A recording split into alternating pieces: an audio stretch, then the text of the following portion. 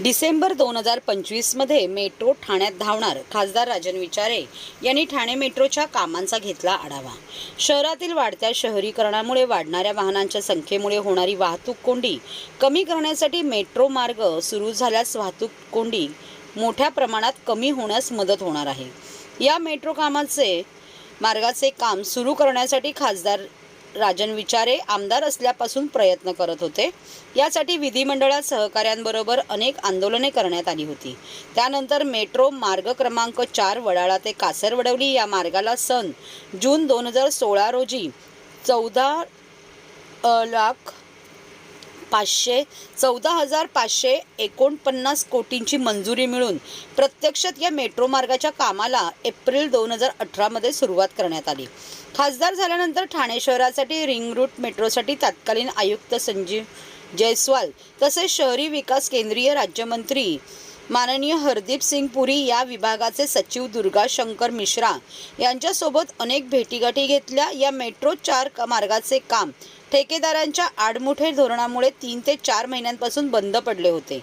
त्यावेळी MMRDA आयुक्त श्रीनिवास यांची दिनांक 18 फेब्रुवारी 2022 रोजी भेट घेऊन बंद पडलेल्या मेट्रो मार्गाचे काम तात्काळ सुरू करण्याची विनंती केल्यानंतर त्यांचे काम प्रगतीपथावर सुरू झाले।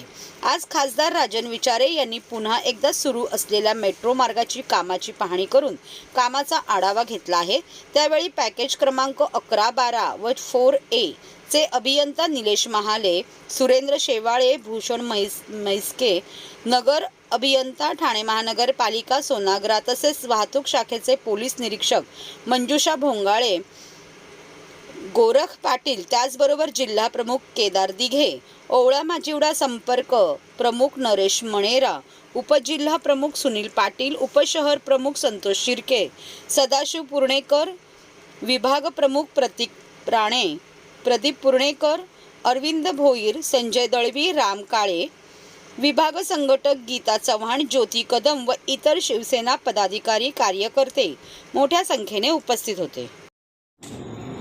या सर्व मेट्रोच्या संदर्भामध्ये मेट्रो, MMRD, त्याचबरोबर ठाणे महापालिका आणि ट्रॅफिक डिपार्टमेंट या सर्वांना एकत्र करून आज संपूर्ण मेट्रोच्या त्याचबरोबर फ्लायओव्हर अशा सर्व याची पाहणी करण्यासाठी मेट्रोचे अधिकारी या ठिकाणी उपस्थित आहेत। त्याचबरोबर महानगरपालिकेचे अधिकारी या ठिकाणी उपस्थित आहेत आणि MMRD आज तुम्ही बघितलं असेल की एक काम ज्यावेळेला ही मेट्रो क्रमांक 4 वडाळा ते कासारवडवली 2016ला जी मंजुरी त्याला मिळाली आणि त्या प्रत्यक्ष कामाला 2018ला या ठिकाणी सुरुवात झाली आणि ते करत असताना मला वाटतं हा मेट्रो होण्यासाठी मग आमदार असताना नंतर खासदार झाल्यानंतर भरपूर अशी आंदोलन आपण त्या ठिकाणी घेतली आणि ते काम सुरू झालं। मला माहिती असेल आयुक्त संजीव जयस्वाल यांच्या माध्यमातून दिल्लीला एक आम्ही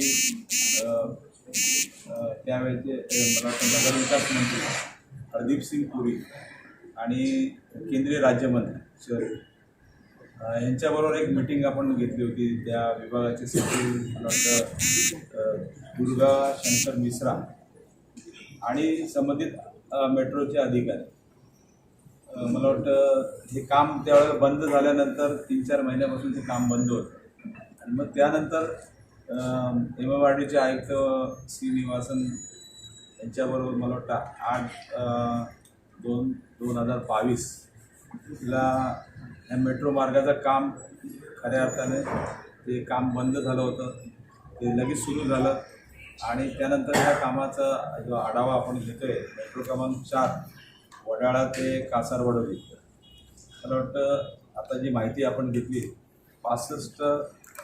66% काम या ठिकाणी पूर्ण झाले आणि उरलेलं काम ते लवकरात लवकर पूर्ण करतील।